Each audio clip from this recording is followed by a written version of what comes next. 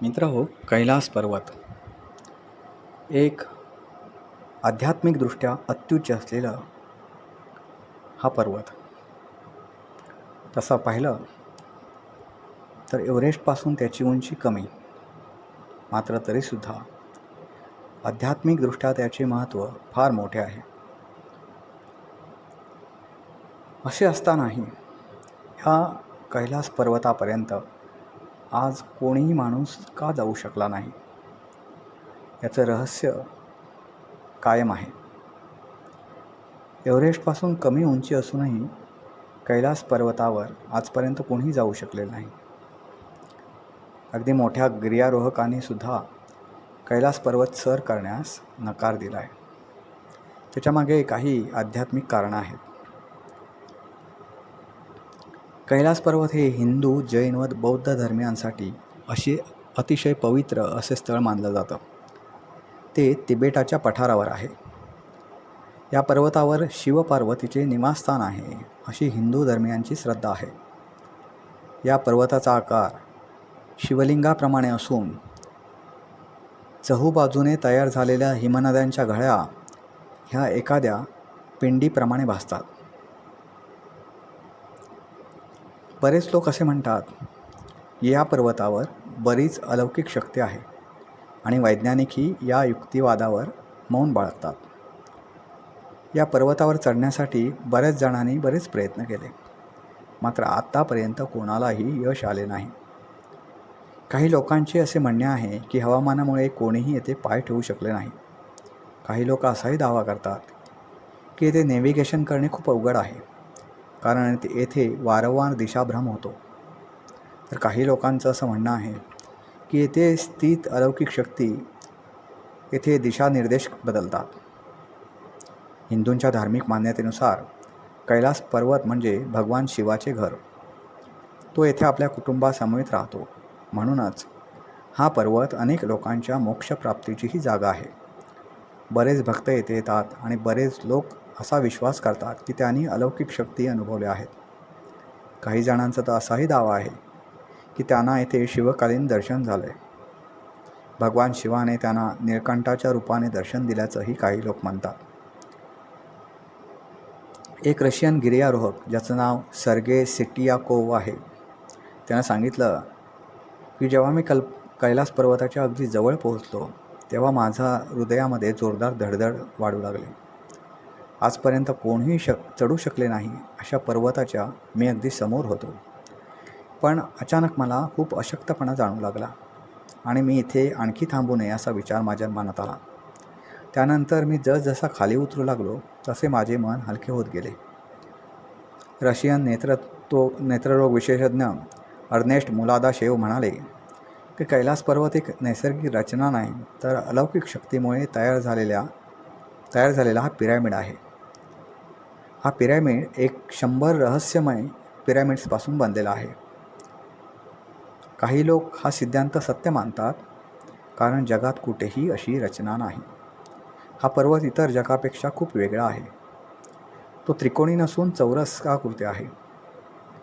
यामुळे डोंगरावर 4 चेहरे आहेत, जे 4 दिशेने पसरले आहेत. पुराणानुसार हा पर्वत सृष्टीचे केंद्र आहे.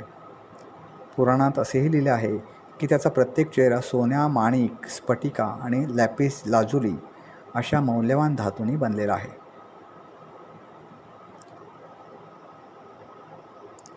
कैलास पर्वत हा अत्यंत किरणोत्सर्गी आहे. त्याचा उतार 65 अंशांपेक्षा जास्त आहे. माउंट एव्हरेस्टवर हा उतार 40 ते 60 अंशांपर्यंतचा आहे. या कारणास्तव गिर्यारोहक देखील येथे चढण्यास घाबरतात. कैलास पर्वतावर चढण्याचा शेवटचा प्रयत्न सुमारे 23 वर्षांपूर्वी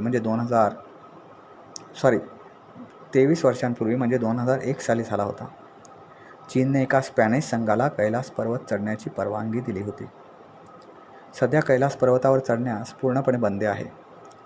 भारत आणि तिबेटसह जगभरातील लोकांचा असा विश्वास आहे की हा पर्वत एक पवित्र स्थान आहे, त्यामुळे त्यावर कोणालाही चढायला दिलं जाऊ नये. बौद्ध भिक्षू योगी मिलारेपा 11व्या शतकात कैलास पर्वतावर चढला होता असे म्हटले जाते.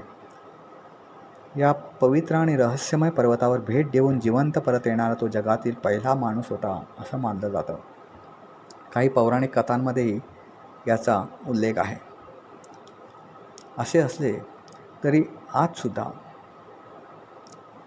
या पर्वताबाबतची अनेक रहस्य ही केवळ रहस्य बनूनच राहिली आहेत. शिवपुराण, स्कंदपुराण, मत्स्यपुराण अशा अनेक पुराणांमध्ये कैलास पर्वताचा उल्लेख झाला आहे. अनेक पौराणिक मान्यतांप्रमाणे कैलास पर्वताजवळ कुबेर देवतेची नगरी आहे.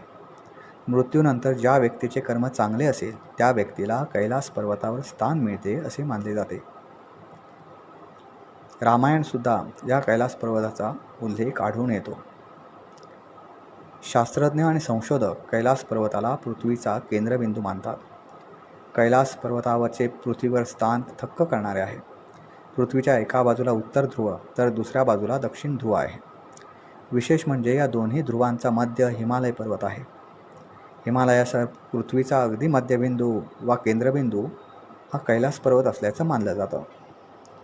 कैलास पर्वताची ही रचना अगदी अनोखी मानली जाते. जगातील सर्वात उंच मानल्या जाणाऱ्या माउंट एव्हरेस्ट शिखरापेक्षा कैलास पर्वत तब्बल 2000 मीटर उंचीने कमी आहे. आश्चर्याची गोष्ट म्हणजे जगातील सर्व उंच पर्वत असलेल्या माउंट एव्हरेस्टवर आतापर्यंत सुमारे 7000 पेक्षा अधिक जणांनी यशस्वी चढाई केली. मात्र त्याच्यापेक्षा 2000 मीटर कमी उंची असलेला कैलास पर्वत आजपर्यंत कोणीही सर करू शकले नाही. वैज्ञानिक दृष्टिकोनातून विचार करायचा झाल्यास या पर्वताचा उतार 65 डिग्रीपेक्षा जास्त आहे. त्यामुळे कैलास पर्वतावर जाणं कठीण आहे असं म्हटलं जातं.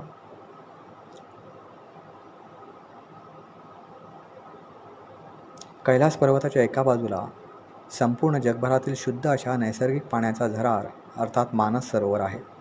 दुसऱ्या बाजूला क्षाराने भरलेले व मनुष्याच्या पिण्यालायक नसलेल्या पाण्याचा स्रोत असून त्याला राक्षस सरोवर म्हटले जाते. मानस सरोवराचा आकार सूर्याप्रमाणे आहे तर राक्षस सरोवराचा आकार चंद्राप्रमाणे आहे. दोन्ही सरोवरांमधून अगदी एक लहानसा भाग आहे जो या सरोवरांना वेगळं करतो.